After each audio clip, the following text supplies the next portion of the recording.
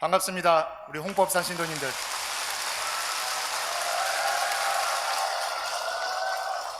법문에 앞서 무슨 멋진 인사말을 드려야 되나 고민했는데 제 인사말이 무색할 정도로 너무 아름다운 음색으로 청솔 합창단께서 제 법문을 다 해주셨습니다. 너무 감사드립니다.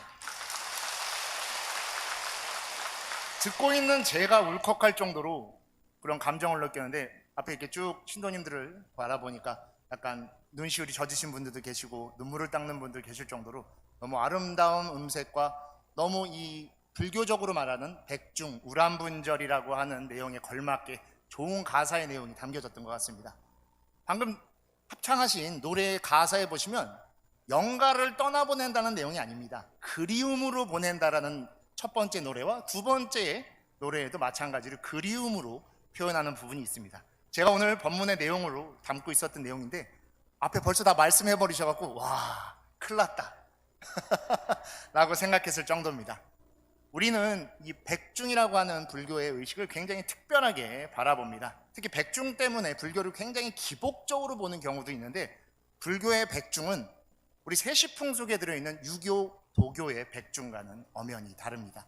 오늘 그 얘기를 조금 말씀드리고 그 이후에 이제 다음 주는 백중 회향입니다. 우리 어른 스님께서 좋은 법문으로 회향을 해주실 텐데 회향 이후에 불자로서의 삶이 보다 더 중요합니다.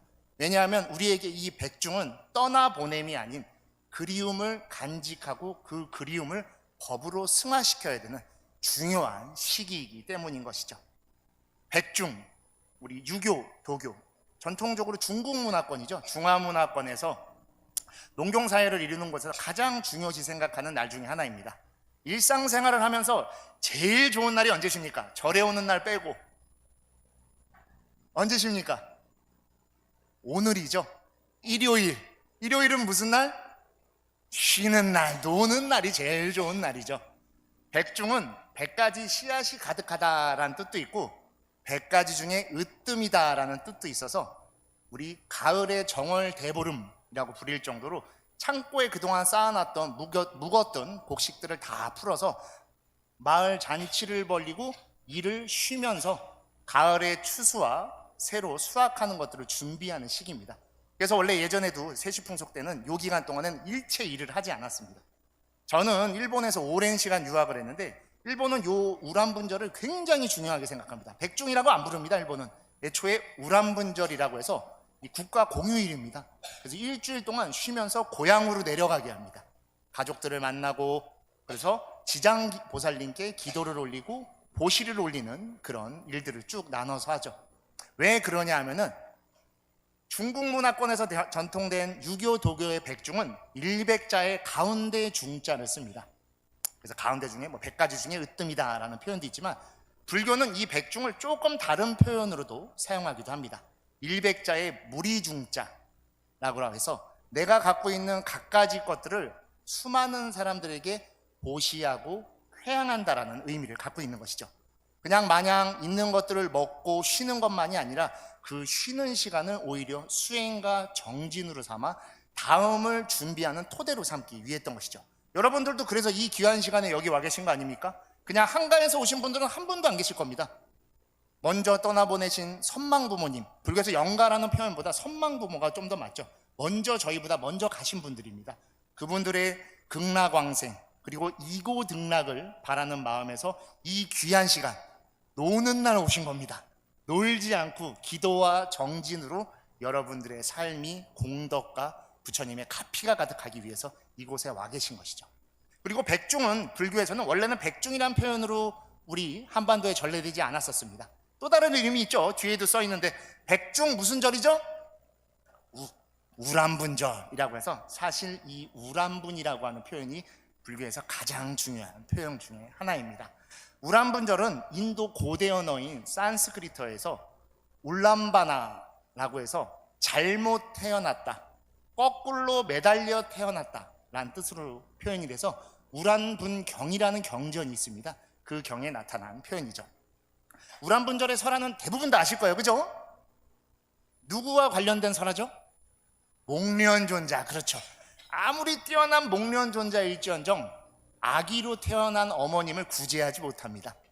그래서 부처님께 간곡히 청하지만 부처님조차도 이 업의 힘을 함부로 다룰 수 없습니다. 업이라는 것은 초자연적 힘이어서 누군가가 좌지우지할 수 있는 것이 아닙니다. 그래서 불교에서도 인과응보 자업 자득이라는 다소 무서운 표현으로 이야기를 한 거죠. 근데 생각해보면 좋은 뜻이에요. 내 업을 내가 받는 거기 때문에 여러분이 오늘 이렇게 기도와 공덕을 쌓은 선업이 되면 누가 받습니까? 내가 받죠. 내가 받아서 남으면 어떻게 합니까? 배부르면 어떻게 해요? 남 주죠. 회양하면 됩니다. 악업은 회양하지 말고, 악업은 불교에 굉장히 좋은 방법이 하나 있죠. 바로 뭐가 있죠? 참회를 통해 업장 소멸을 하시면 됩니다.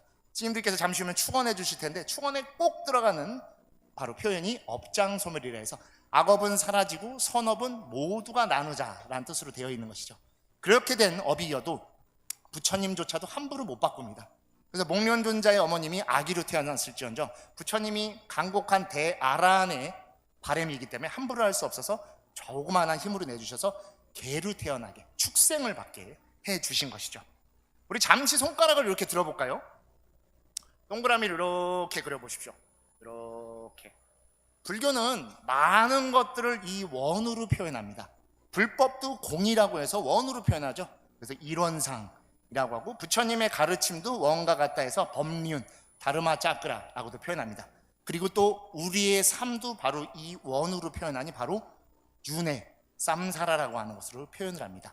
윤회는 6가지 종류가 있죠. 다들 알고 계시죠? 삼악도와 삼선도가 있습니다. 우리는 삼선도에 지금 태어난 굉장히 소중한 생명들이고 유정입니다. 항상 감사한 마음으로 사셔야 돼요. 삼선도는 바로 아수라, 인, 천. 그렇죠. 아수라와 인간과 천입니다. 삼선도는 이 원 속에 어디쯤에 있을까요? 자, 손가락으로 한번 가리켜 보세요. 어디쯤 있겠어요? 위에 있겠죠. 그렇죠? 다 그렇게 생각하시죠? 자, 그 다음에 남은 게 삼악도라고 해서 지옥, 악귀, 축생. 자, 얘들은 어디 있을까요? 아래에 있다라고 해서 예전부터도 지옥을 까만색으로 표현했죠. 근데 우리 백중 보시면은 뒤에 위패나 위에 등 꼬리표나 다 흰색으로 돼 있죠. 우리는 흰색으로서 죽음을 어둡게 바라보지 않습니다. 절대로. 그렇게 해서 부처님께서 목건현존자의 어머님을 축생으로 다시 이끌어 주셨지만 더 좋은 곳으로는 이끌 수가 없습니다. 왜? 인과응보의 자업자득이기 때문이죠. 그래서 부처님께서 절대 알려줘서는 안 되는 비밀을 하나 알려주시죠. 매년 음력 7월 15일에 간곡한 마음으로 승가의 보시를 내리면 승보공양을 하면 그 공덕으로 차후에 축생의 삶이 끝나고 좋은 곳에 태어날 것이다 라고 해서 축생의 어머님 그리고 목건현존자가 한평생을 매월 7월 15일에 승가에 간절한 공양을 올렸고 그 이후에 도리천에 환생하게 되셨다라는 게 바로 우리가 알고 있는 우람분절의 스토리입니다. 근데 여기서 승보공양이라고 해서 승보를 스님들께만 공양하는 걸로 생각하는 경우가 있습니다. 승보는 뭐죠? 우리 불교 전체입니다. 사찰, 스님들, 또 여러분 같은 제가자 신도분들 이 모두가 어우러진 곳이 바로 불교인 것인 거죠. 그래서 아마 우리 용법사에서도 굉장히 다양한 좋은 활동을 하는 걸로 저도 알고 있습니다. 이 모든 것이 다 승보공양이고 여기 지금 앉아 계신 모든 신도님들도 다 지금 승보공양을 하고 계신 것이고 방금 우리에게 너무나 아름다운 음류를 들려주신 청솔 합창단도 마찬가지로 승보공양을 해주신 것이기 때문에 항상 그 마음으로 간직하셔야 됩니다. 내가 누군가를 위해 해줬다라는 것보다 내가 그것을 통해 보시를 공양을 올렸다라는 마음을 항상 지니셔야 됩니다. 그만큼 이 불교에 있어서 백중은 조상님들에 대한 감사와 천도와 더불어서 선방부모님의 그러한 마음을 내가 깊이 간직하고 그렇게 지극한 마음을 보였던 것을 우리 가족과 함께 회양하는 날인 것이죠. 단순히 영가를 천도한다라는 표현보다도 우리 안에 계신 부모님, 여러분들 지금 부모님께서는 먼저 떠나셨었지만 여러분 속에서는 한 분도 떠나지 않으셨을 겁니다. 여러분이 힘든 일이 있거나 아픈 일이 있을 때면 항상 먼저 나타나실 것이고 여러분의 말에 귀를 기울일 것이고 여러분이 항상 애타게 찾으실 것입니다. 이제 49일을 맞이하는 다음 주까지 여러분들은 이곳에서 부모님들과 굉장히 많은 이야기를 나누셨을 겁니다. 그런 속에서 부모님이 안 계신다, 혼백이 되었다 라고는 볼 수 없습니다. 그래서 방금 제가 이 찬불가 속에서도 그리움이라는 표현이 나온 곳에 너무나 완벽한 법문이 이루어졌다라고 표현을 해드린 것도 바로 우리의 가슴, 바로 이 그리움, 생각이라는, 그리고 마음이라는 곳에 여러분들의 부모님이 그대로 남아 계신 것이고, 그 모습을 이제 여러분들의 자손분들이 보실 겁니다. 그래서 우리 먼저 가신 할머님, 증조 할머님께 보였던 그 정성을 우리 부모님께도 똑같이 할 것입니다. 불교의 기도라는 건 그렇게 이어짐인 겁니다. 부처님의 가르침이 바로 연기의 법을 말씀하신 것 같이, 연기라고 하는 것은 무언가 특별한 슈퍼파워가 아닙니다. 스님들 장풍 쏘지 못하죠. 스님들은 하늘 날르지 못합니다. 스님들도 신호 지키셔야 되고, 똑같이 과속 카메라 앞에선 속도도 줄여야 되고, 쓰레기 함부로 버리셔는 안 됩니다. 왜? 스님들은 신통을 쓰시는 분이 아니라 이 삶을 더 명확하게, 여실하게 보실 수 있는 분들이기 때문인 것이고, 여러분들도 그 모습을 그대로 보고 삶에 투영하고 계실 겁니다. 법답게 삽시다 라고 이야기를 합니다. 항상 법답게 삽시다. 뭐 또한 특별한 법이 아닌 것이죠. 내가 사랑하는 사람을 더 아껴주고, 내가 더 많은 것들을 가지고 있으면 함께 베풀고, 내가 부족하게 있다라고 하면은 그것을 갖기 위해 바른 직업을 갖고, 또 바른 생각을 갖고 바른 말을 하는 그 삶을 이어가는 걸 불교에서 바로 법답게 살아간다라고 하는 것이고, 우리는 먼저 떠나간 부모님께도 그 법다운 삶을 보여드리기 위해 지금 이 자리에 백중육제를, 이 많은 분이 이 일요일에 한 자리에 모여서 간곡한 마음으로 기도하고 계신 거라고 생각이 됩니다. 그렇게 함께 한다는 것이 바로 불교의 연기법이 그대로 살아있는 것입니다. 깨달음은 특별한 가르침이기도 하지만, 그 특별한 가르침이라고 하는 것은 우리 삶 속에 그대로 녹아져 있어야 되는 것이죠. 그 특별한 법이 바로 화합으로서 이루어져 있는 것입니다. 불교에서 화합이라고 한다면 뭔가 실수하는 것을 모르는 채하고 방치하고 내버려 두는 것이 절대로 아닙니다. 보다 적극적으로 그것에 관여하고 생각해주고 함께 고민해주는 겁니다. 그래서 불교는 대자대비라고 표현하는 것이죠. 자비로움을 함께 나누고 슬픔을 함께 덜어주는 것입니다. 그럴 때 올바른 화합을 이룰 수 있는 것입니다. 내 것이니까 내게 더 소중하고, 남의 것이니까 내가 뺏으려고 하고, 그런 것에는 자비가 들어있지 않습니다. 그것은 오직 부처님께서 말씀하신 탐진치 삼동만이 남아있는 것이지, 그 안에는 단 하나의 법도 찾을 수가 없는 것이죠. 오히려 이 다소 무더운 날씨에 선망 부모님에 대한 간절한 마음, 그리고 여러분들 대부분 지금 망축도 올리셨지만 생축도 올리셨을 거예요. 그죠? 여러분들 축원은 대부분 99.9%는 다 자녀분들입니다. 사업 번창, 자식이 건강했으면 좋겠고, 자식이 좋은 일 생겼으면 좋겠고, 여기에 본인 축원 올리신 분 한번 손 들어봐 주십시오. 거의 없어요. 제가 어느 절에 가든지 꼭 말씀드려요. 어차피 축원문은 가격을 다 똑같이 보시금을 내시기 때문에 끝에다가 나도 건강하게 해주세요 써주시면 스님들이 정성껏 읽어드립니다. 여러분이 건강하셔야 선망 부모님에 대한 아쉬움과 그리움을 더 가질 수 있고, 효도를 받아야 되는 여러분이기 때문에 여러분의 자손분들이 더 지극한 마음으로 자비롭게 사랑을 나눌 수 있습니다. 자식도 건강하면 너무 좋지만 그 자식이 부모님이 아프시면 더 가슴이 찢어지게 아픕니다. 그 마음 때문에 여러분들도 먼저 떠나보낸 부모님께 못해드린 거 속상한 마음으로 여기 함께 계실 거라고 생각합니다. 그러니까 여러분도 조금 더 사랑해 주시고 조금 더 아껴주셔도 우리 자비로운 부처님께서는 다 알아주시고, 절대 그런 건 욕심이 아닙니다. 로또 1등 되게 해주십시오는 그건 욕심이에요. 그건 잘 안 됩니다. 그렇죠? 제가 올해로 이제 출가한 지 20년째인데 출가한 20년 동안 너무 감사드린 게 하나 있어요. 스님들 중에 로또 1등이 단 한 명도 나온 적이 없어요. 그건 진짜 다행인 겁니다. 스님들이 로또 1등을 맞춘다고 하면 이거 뭐 보는 거죠. 신통이라고요.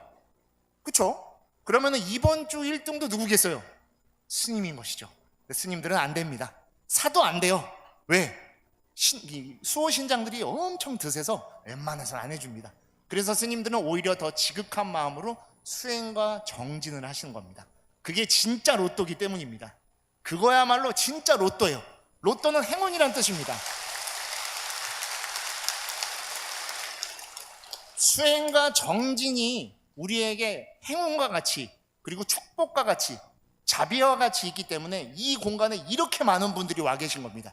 여러분들이 불교의 행운인 것이고, 여러분들이 또 부처님의 행운인 것이고, 이 불법의 행운으로서 운을 행복하게 이어주시는 불성종자라는 마음을 꼭 알아두시면 됩니다. 그리고 우리가 아까 말씀드렸듯이 삼선도에 태어난 자체가 여러분들은 행운아입니다. 그 행운을 계속 전하고 계신 것이고, 불교에서 그 행운을 자비와 공덕이라고 표현한 것 뿐입니다. 그렇기 때문에 우리는 수행과 정진을 통해 깨달음을 얻고 열반을 얻으려고 하죠. 우리의 열반은 행복이어야 됩니다. 행복하게 수행하십시오. 행복하게 절에 오십시오. 절에 다녀가셔서 행복하셔야 여러분 가족분들도 함께 행복하십니다. 여러분들이 오늘 일요일날 이 귀한 날 절에 다녀가셨는데 집에 가서 얼굴 찌푸리고 있으면 가족분들이 싫어. 그렇게 힘들으면 절에 가지 마요. 왜 가요? 그렇잖아요. 몇 번씩 들어보셨을 거예요, 그죠? 밝고 즐거운 마음으로 얼굴에 화색이 돋아서 가면은 절에 뭐 좋은 일 있어요? 절에 뭐 그렇길래 맨날 항상 가면 좋아요? 그게 바로 전법이고 포교입니다.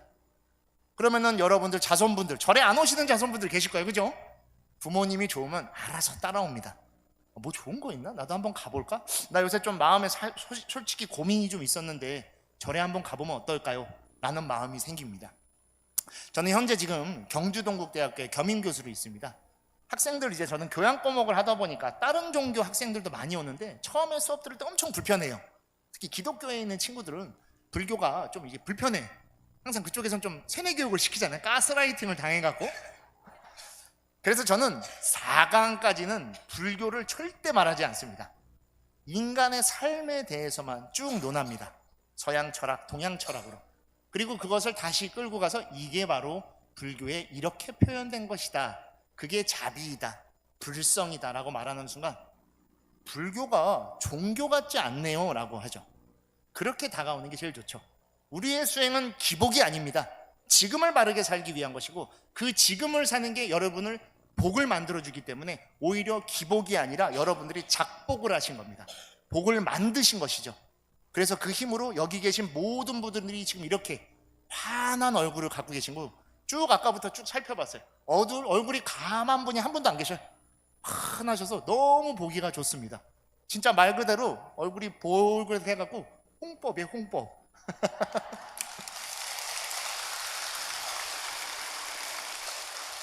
처음에 여기 계신 어른 스님께서 말씀하셔서 우리 스님께서 저한테 전화를 주셔서 홍법사에 백중 법문을 와주셨으면 좋겠다라고 말씀하셔서 너무 좀 감격스럽기도 하고 걱정스럽기도 하고 죄송스러운 마음도 컸습니다. 이 대사찰에 큰 스님이 계신 곳에 제가 감히 이렇게 법문을 한다라는 게 참 어떻게 보면 한참 까마득한 후배로서 너무 죄송스러운 마음이지만, 그 사찰의 이름이 홍법이라는 것에 큰 마음이 갔어요.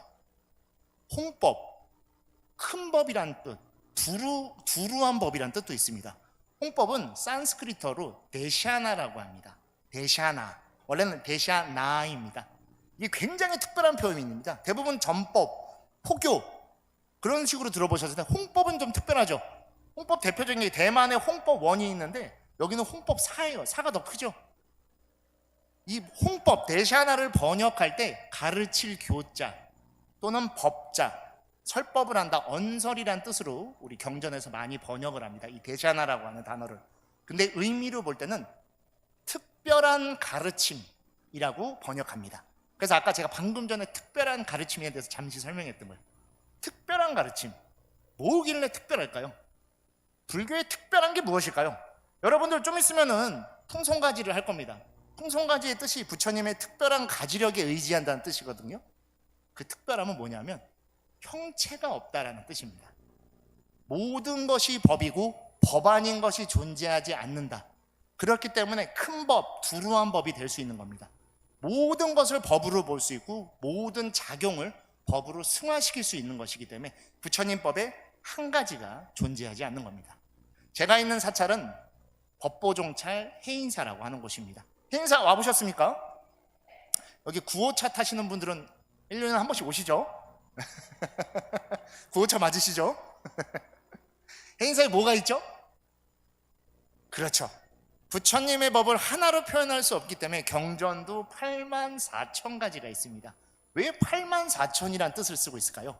근데 실제로 숫자는 84,000이 아니에요. 81,260장입니다. 근데 왜 84,000이냐면 무수한 숫자다라는 뜻으로 부처님 법으로 해서 우리 삼아승지것과 같이 세지 말라는 뜻으로 84,000을 하는 건 우리 한 분 한 분의 마음이 다 같은 마음이 존재하지 않기 때문에 그 마음 숫자만큼 불교의 가르침이 존재한다 라는 뜻으로 84,000이라는 뜻을 두고 있는 것이죠.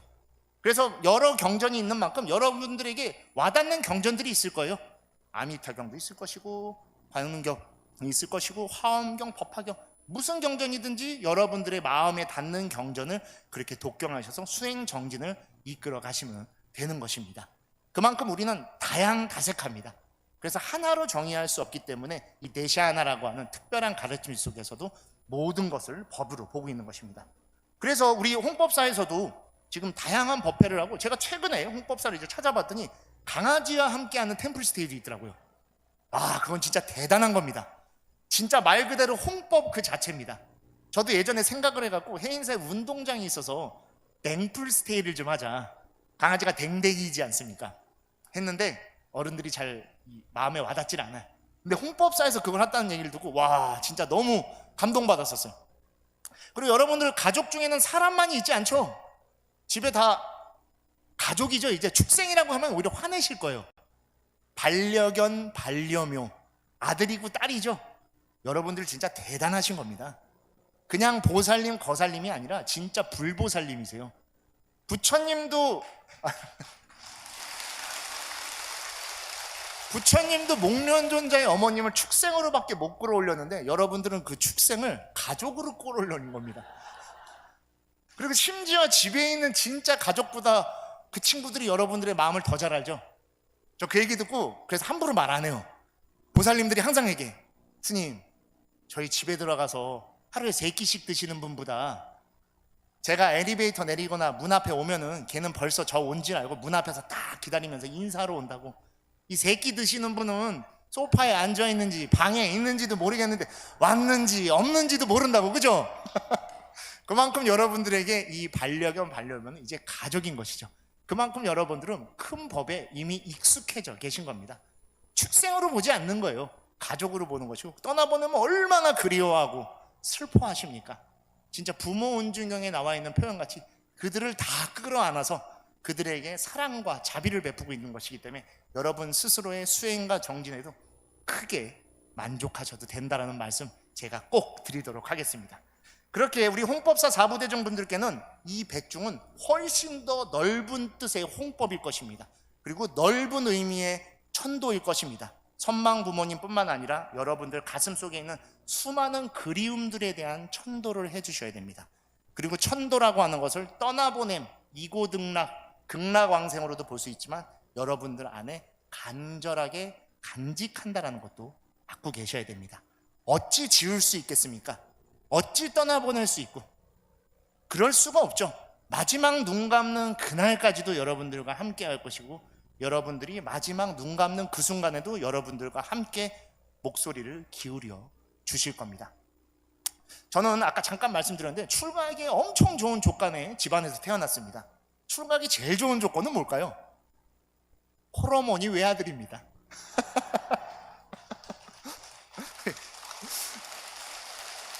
저희 가족이 둘밖에 없어요. 어머님은 서울 계시고 하나밖에 없는 아들놈은 출가해갖고 합천에 살아요. 근데 제가 얼마 전에 크게 아픈 적이 있었는데 저희 아버님이 저 일찌감치 돌아가시면서 큰 선물을 남겨주고 가셔서 저희가 집에 엄청 고생했어요.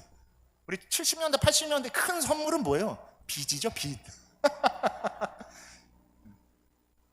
재산을 산더미같이 남겨주셔서 빚더미를 주셔서 엄청 고생해서 진절머리 나기 싫어하는데 제가 그렇게 아플 때는 또 생각나더라고요. 큰 수술을 앞두고 있을 때 문득 그렇게 떠오르는 게, 와, 제 자신이 너무 싫은데도 그렇게 싫은 부친이어도 내 안에 있구나라는 생각을 갖습니다. 철천지 원수 같아도 가족은 가족인 겁니다.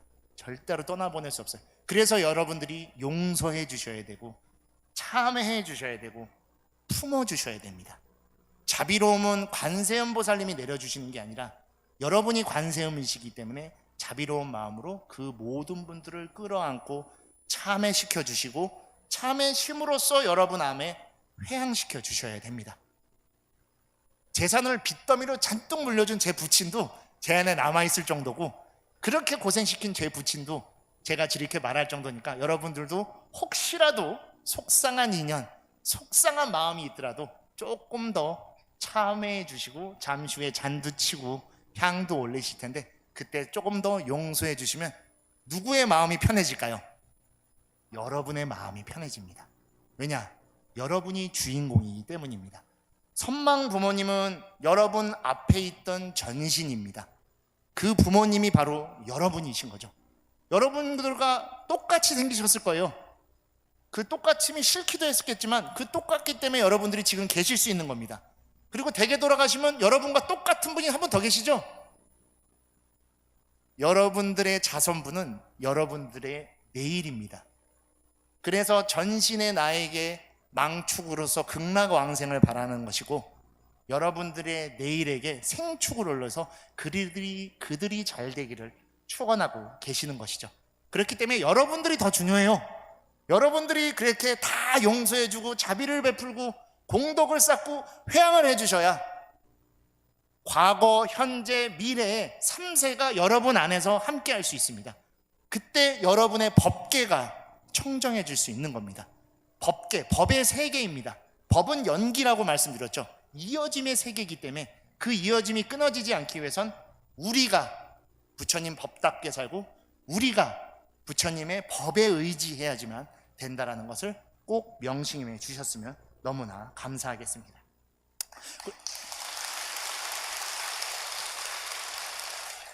그리고 백중을 이야기할 때 빠지지 않는 것이 하나 있습니다. 바로 효도죠. 효도의 뜻으로 우리는 백중기도도 올리고 극락왕생도 발언하고 계실 겁니다. 근데 효도라는 표현은 기본적으로 유교와 도교의 표현입니다. 불교에는 효도라는 표현이 잘 등장하지 않습니다. 그래서 예전에 우리가 막 숭유 억불이나 그럴 때 많이 힘들었던 거예요. 근데 불교에 효도가 없는 것이 절대로 아닙니다. 불교의 경전 중에 법망경이라고 하는 대승 보살계의 경전이 있습니다. 그 경전에는 불교의 효도를 효순이라고 표현을 하고 있습니다. 꼭 기억해 주십시오. 효순입니다. 받들 효자에 따를 순자를 써서 불교는 단순히 지극히 받드는 효도만이 아니라 받들고 따른다라는 표현이 함께 있습니다. 무엇을 받들고 무엇을 따르는 것일까요? 바로 삼보를 받들고 불법에 따른다라는 뜻이 불교의 효도인 것입니다. 아까 그래서 제가 승가, 승보에 대해서 설명을 먼저 드렸던 겁니다. 불은 당연히 부처님이시죠. 먼저 떠나가신 2600년 전에 열반에 드신 서가모니 부처님, 그리고 그분의 가르침인 법, 그리고 승, 출가와 제가가 어우러져 있는 화합 공동체. 그래서 승가의 대중을 부를 때 사부대중이라고 부르죠. 사부대중은 무엇입니까? 비구, 비구니 스님들, 우바세, 우바이 또는 청신사, 청신녀라고 해서 우리 보살님들과 거사님 모두가 다 승가라는 뜻입니다. 그들을 다 존중해주고 또 부처님의 영기적 법에 따라 살아간다는 게 불교의 참된 효도, 효순이라는 것을 꼭 알아두셔야 됩니다. 그리고 삼보에는 위아래가 존재하지 않습니다. 불교의 법문 중에 대승법을 표현하는 최고의 법문을 바로 불이법문이라고 하죠. 들어보셨죠? 중생이 아프니 내가 아프다. 다모에 나오죠. 드라마 다모. 아프냐? 나도 아프다. 같은 뜻입니다. 왜? 이서진이 사랑하니까, 사랑하면 이어져 있잖아요. 자식이 아프시면 어떠세요? 여러분이 더 아프죠? 똑같습니다. 불교는 이어져 있기 때문에 위아래가 없습니다. 그래서 아까 원을 잠깐 그려보자고 한 거예요. 윤회, 삼선도, 사막도를 우리의 인간의 기준으로 보기 때문에 위아래로 봅니다. 이건 원래 인도에서 만들어진 겁니다. 불교는 그렇지 않습니다. 불교는 평등이기 때문에 바로 양 옆에 계신 여러분들의 도반들이 여러분의 인연이신 겁니다. 양 옆에 계신 분들 잠깐 한번 볼까요? 어떤 분들이 계신지. 아는 분도 계시고 모르는 분도 계실 거예요. 그죠? 우리 이분들을 위해서 축원의 박수 한번 치시죠. 왜 그러냐면 지금 방금 여러분들과 눈 마주치고 여러분들의 얼굴을 봐주신 그분들이 이제 여러분들의 인연입니다. 좋은 인연이 돼주시면 좋은 법이 되는 겁니다. 항상 인연을 좋게 쌓아야 되죠. 그래서 아까 청법가에도 뭐라고 나옵니까? 옛 인연을 이어서 새 인연을 맺도록, 법을 청하는 자리에 그 두 가지가 딱 들어갑니다. 옛 인연을 이어서 이 자리에 계시고 지금 새 인연을 맺으신 겁니다. 여러분들의 밝은 얼굴이 그분들에게 법이 되주실 거고, 그렇게 우리가 함께 살아가고 있다는 걸 알아야 됩니다. 즉 우리의 법, 우리의 부처님, 우리의 승가는 저 하늘에 계신 게 아니라 우리의 양 옆에 계신 겁니다. 부처님이 지금 비록 조금 불단 위에 계시긴 하지만 부처님이 하늘에서 우리를 바라보지 않으시죠. 그거는 신입니다. 신. 그래서 예전부터 신을 볼 때는 하늘을 보죠. 우리는 기도 드릴 때 어디를 봅니까? 땅을 보죠. 절을 합니다. 그래서 사찰을 절이라고 부르잖아요. 절은 절을 하는 공간이어서 절이에요. 한문이 없습니다. 한문으로 쓸 때는 사원, 사찰이라고 해요. 그래서 절을 영어로도 bow라고만 표현하지 다른 표현이 없습니다. 그만큼 우리에게 자신을 낮추는 건 굉장히 중요합니다. 우리와 같은 선상의 모든 법이 있다는 걸 불교의 수행법에서도 이미 알려주고 있었던 것이죠.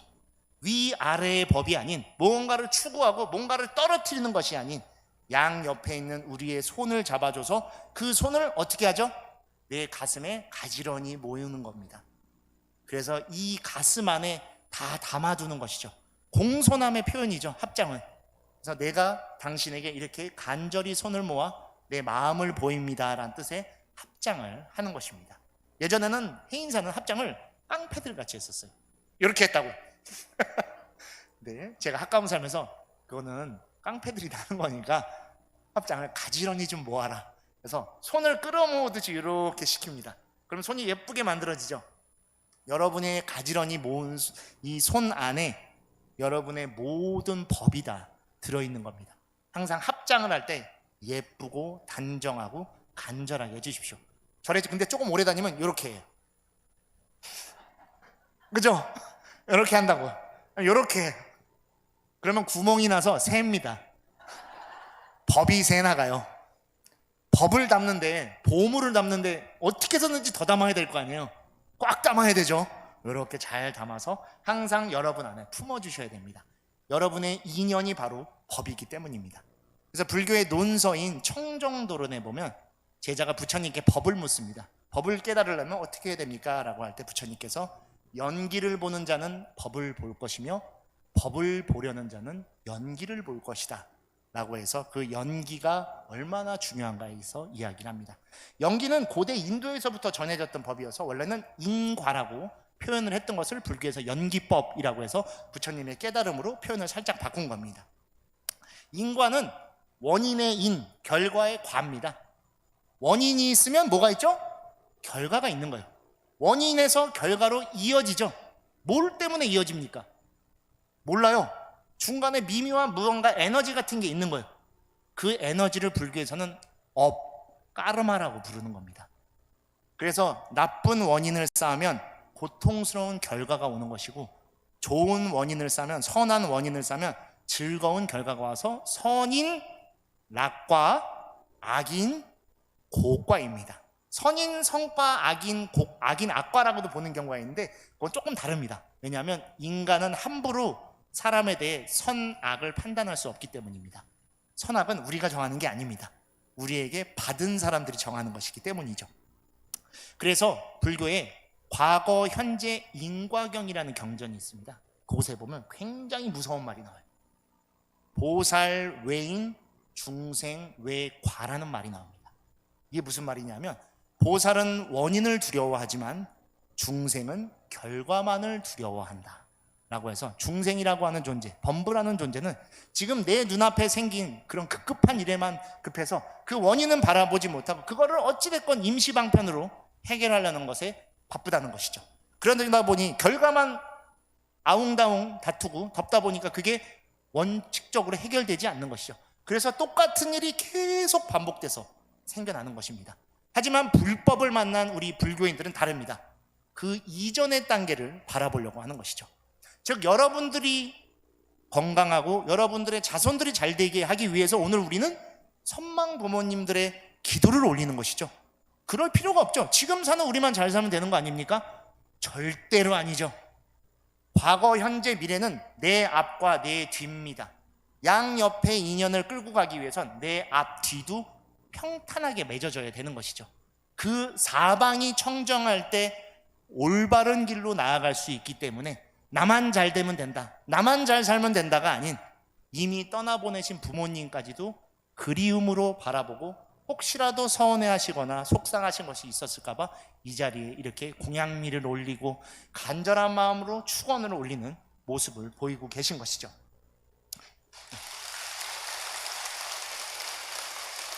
즉 불교의 효도라는 건 이렇게 끌고 가는 겁니다. 선망 부모님께 보인 여러분의 정성을 여러분 안에서 삶으로서 실천하시고 그거를 자손분들께 고스란히 전해주셨을 때 그 과거, 현재, 미래라는 3세가 여러분 안에서 빛을 낼 것이고 그 연기적으로 이루어진 기도와 축원이 바로 우리의 삶 속에 투영되는 것이죠. 불교를 때로 기복적으로 보는 경우가 있습니다. 불교는 기본적으로 무아입니다. 무상고무아죠. 근데 그곳에서 특별한 고스트, 혼을 드는 건 아닙니다. 여러분 안에 그대로 들어있기 때문에 그거를 기복적으로 바라보는 사람이 기복으로 보는 것이지 그 기복이 아닙니다. 여러분이 하는 간절한 수행이 여러분의 삶에 그대로 나타나 있는 것이고 여러분이 지금 오늘 올린 백중 기도도 여러분의 모습과 자손들에게 그대로 이어지는 법의 모습인 것이고 연기법의 실현인 것이지 그것을 절대로 기복적인 것으로 바라보시면 안 됩니다. 우리가 기복적이지 않을 때 법이 될 수 있는 것이고 그 법의 모습으로 우리가 이해하고 있을 때 다른 사람들도 우리의 모습에 감흥해서 함께 불법을 닦고 불교인으로서 돌아올 수 있는 것입니다. 그렇기 때문에 이제 백중육제를 맞이하는 오늘 이 시간을 보내고 다음 주인 백중회양이 더욱더 중요해진 것입니다. 백중회양 이후로는 보다 더 그 기도의 공덕을 갖고 회양하는 모습으로 여러분들이 삶을 살아주셔야 됩니다. 이때 필요한 부처님의 가르침이 있습니다. 부처님께서 모든 불제자들에게 반드시 배워야 하고 반드시 익혀야 하는 3가지를 알려주신 게 있습니다. 반드시 배워야 하는 3가지 무엇일까요? 그렇죠. 한마디만 하면 다 아세요. 여러분 이미 안 배우신 게 없어요. 잠깐 깜빡한 거여서 바로 개정해. 뭐라고 하죠 이거를? 사막. 그렇죠. 학자를 배울 학자를 쓰고 있어서 우리가 배우는 것이다 라고 하는데 원래 이 학자는 고대 인도어로 시카라고 해서 습관화시킨다는 뜻입니다. 배어있다라는 뜻이어서 개정해가 항상 여러분들 안에서 습관처럼 배어나와야 되는 것을 말하는 것이죠. 개정해 너무 많이 들어보셨죠? 제가 설명 안 들어도 굳이 다 알고 계십니다. 첫 번째 개는 뭐죠? 이게 어려워 막상 물어보면 계율이라고 하는데 가장 쉬운 겁니다. 우리 예전에 보면은 그 영화나 드라마 보면 깡패들 여기 뭐라고 써놓습니까? 착하게 살자. 착하게 사는 게 개입니다. 가장 쉬워요. 그래서 이거를 불교에서 표현해 놓은 게 있죠. 자, 제가 총 이제 16글자인데 앞에 4글자 말하는 순간 바로 아십니다.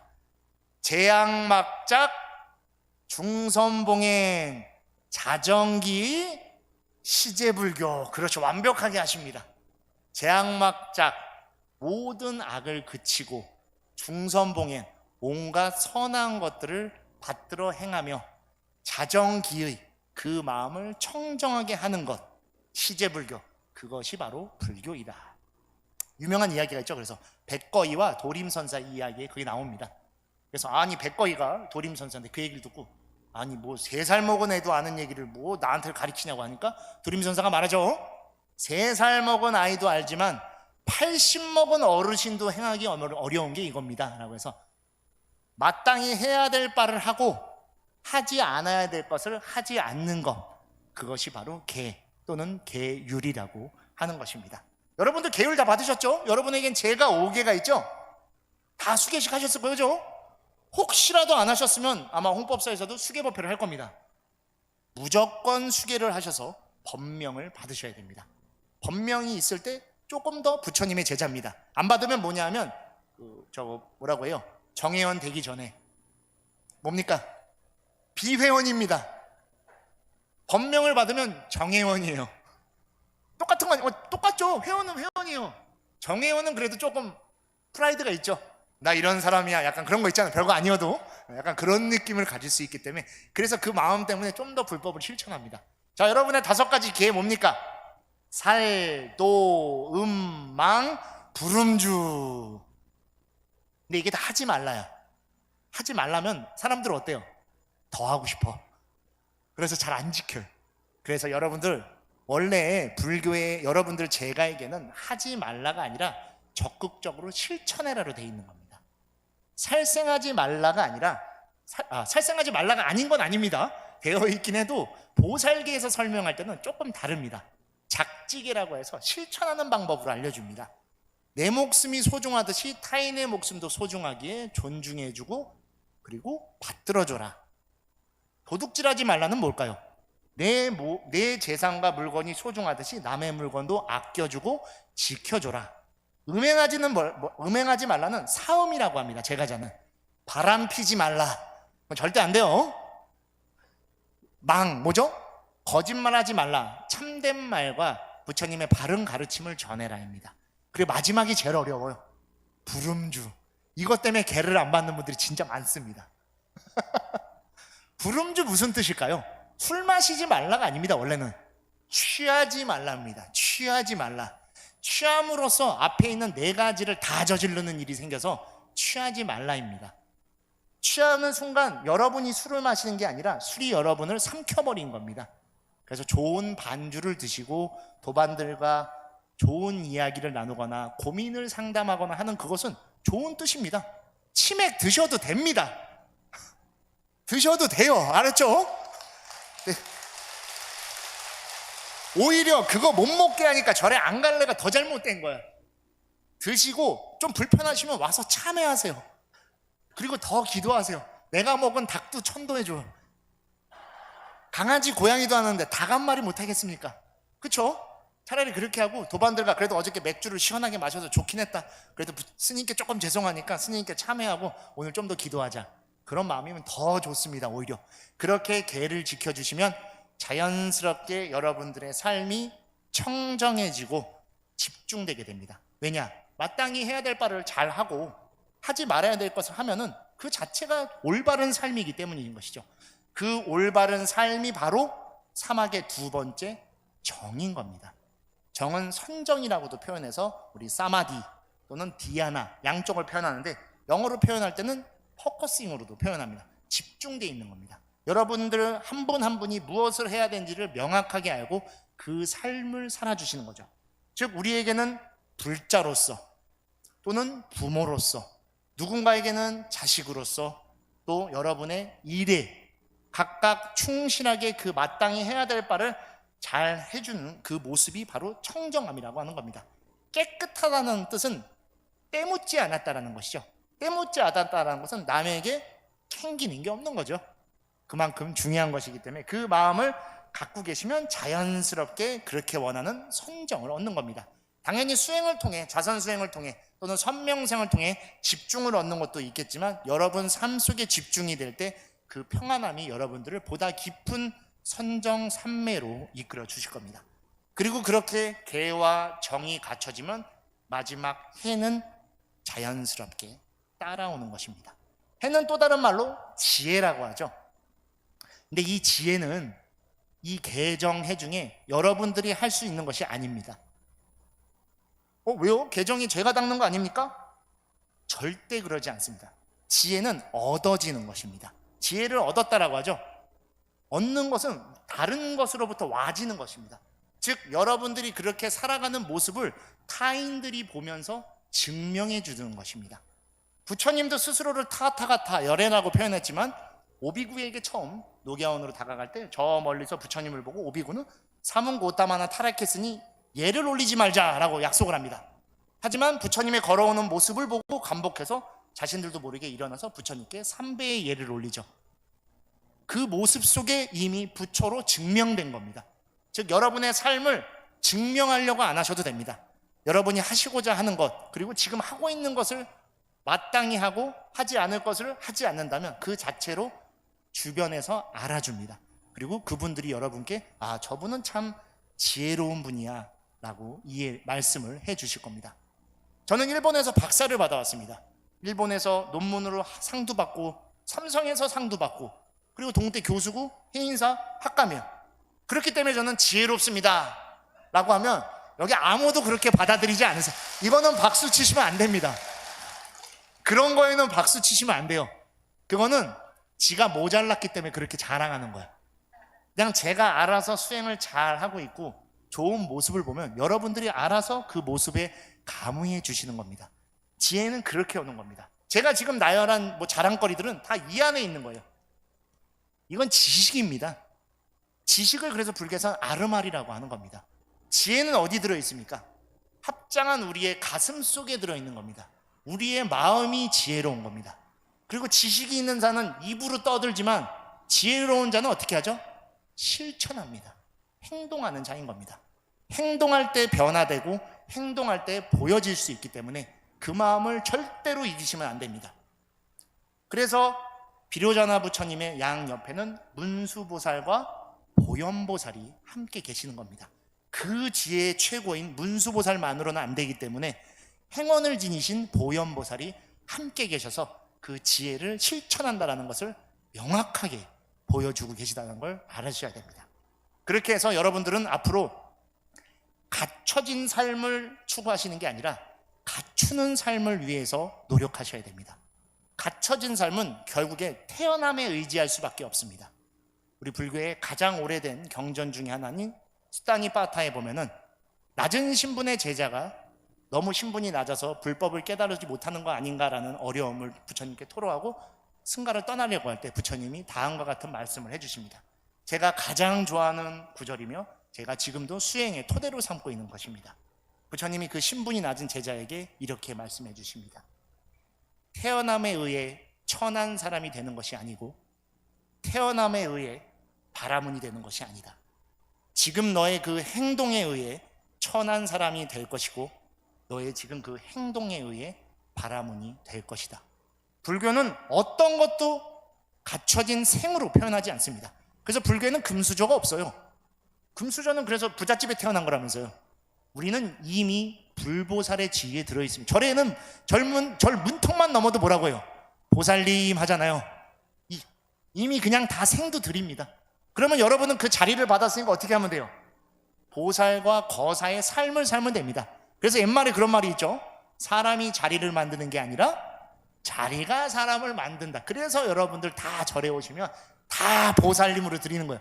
그래서 지금 다 보살의 삶을 살고 계셔서 아까도 말씀드렸듯이 축생까지도 구제해서 가족까지 끌어올린 그런 영험한 힘을 보이신 겁니다.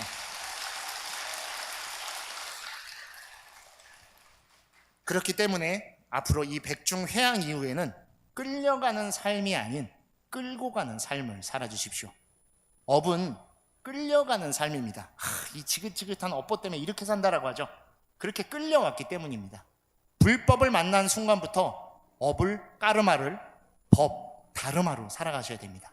여러분이 주체가 되고 여러분이 주인공이 되셔서 수처작주 입처계진을 말로 하는 것이 아니라 여러분의 그 자리가 바로 주인공의 자리이고 입처계진하신 모습으로 이끌어가는 삶으로 살아주십시오. 그러면 그 자체가 법인 것이고 그 법에는 항상 밝음, 광명이 따라옵니다. 어두운 공간에서 불을 켜면 어떻게 됩니까? 환해지고 온갖 벌레들도 다 모여들죠. 그 빛을 따라온 겁니다. 여러분의 그 빛을 따라 무명 어둠에 갇혀있던 분들이 다 따라올 것이고 그 빛으로 모두를 인도해서 이고 등락을 확실히 얻으실 겁니다. 저 역시도 출가 이후에 여러 역경들이 있었지만 단 하나 법에 어긋나게 살지는 말자라는 생각으로 오다 보니 여러 수술도 거치고 아까 잠깐 말씀드렸지만 제가 일본에 살았을 때가 동일본 대지진이 터진 날입니다. 그때 유학 갔어요. 다음 기회가 있으면 그 얘기도 또 한번 들려드리겠습니다. 그런 고난이 있어도 그걸 업으로 받아들이고 탓하기에만 바빴으면 제가 이 자리에 없었을 것입니다. 그것을 법으로 받아들이시고 무엇이 됐던 간에 인과 속에서 내가 이끌고 회양하고 참회시키겠다는 뜻으로 살아주셔야 됩니다. 여러분이 마땅히 지금 실천하고 계시는 부처님의 모든 가르침은 여러분 안에 그대로 남아 있습니다. 과거, 현재, 미래의 3세가 내 안에 들어있고 여러분의 양옆에 계신 도반분들이 여러분의 인연으로서 여러분의 이름을 불러주고 계시고 여러분의 법명을 알고 계셔 주십니다. 그렇게 우리는 함께 존재하고 법 속에 같이 하고 있다는 것을 절대로 잊으셔서는 안 됩니다. 그리고 그 모습은 특별한 가르침, 바로 홍법의 뜻으로서 어떠한 형태로도 두지 마십시오. 이것만이 올바르다고 하면 오히려 그것에 집착해서 나를 옥죄매는 것이 되는 것입니다. 경전도 84,000가지이고 불성도 84,000가지듯이 서로의 다름을 인정해주고 그 인정함 속에서 화합된 모습으로서 함께 살아주시고, 여러분이 지금 하고 계신 선망 부모의 천도라고 하는 것이 결코 기복적인 것이 아닌 내 안에서 그 그리움으로써 간직해드리고 그 마음을 우리 자손들, 자식들에게 전해준다라는 간절한 믿음을 꼭 가져주시고, 하나 약속해 주실 건 또 새롭게 축원 올리실 때 여러분 건강도 꼭 넣어주십시오. 여러분이 건강해 주셔야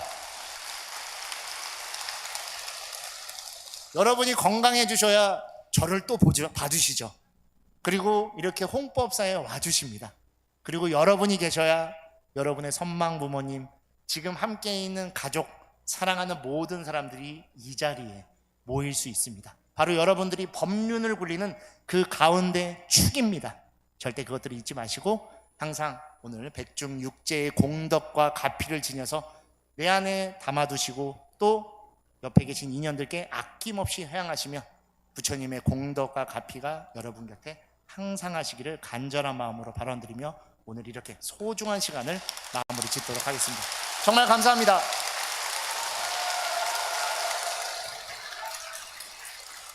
예, 훌륭한 법문을 해주신 법장 스님께 큰 박수 다시 한번 부탁드리겠습니다. 예, 모두 자리에서 일어나 주십시오.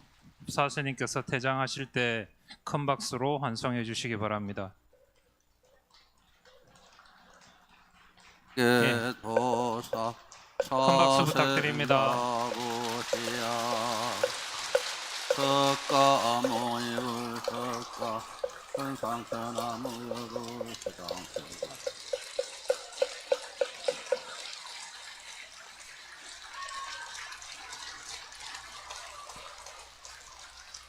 예, 나가실 때까지 큰 박수 부탁드립니다.